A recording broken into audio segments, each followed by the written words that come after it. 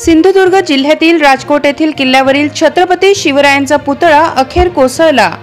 टक्केवारीच्या नादात अत्यंत तकलादू बांधकाम करणाऱ्या या सरकारचा चेहरा या निमित्ताने उघड झाला असून छत्रपती शिवरायांचा अपमान महायुती सरकारने केल्याचा आरोप माजी मंत्री आणि आमदार ॲडव्होकेट यशोमती ठाकूर यांनी केलाय।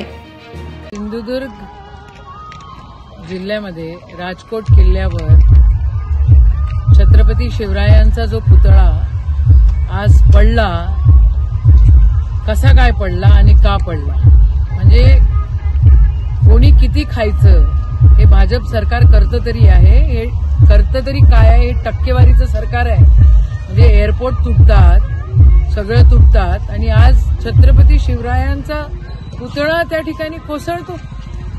आदरणीय पंतप्रधानांनी त्याचं अनावरण केलं होतं ना। महाराष्ट्र माफ नाही करू शकत तुम्हाला। हे टक्केवारीचं सरकार आहे भाजपचं, यांना दाखवावंच लागणार आहे यांची जागा काय आहे। छत्रपतींचा अपमान महाराष्ट्र कधीही सहन करणार नाही।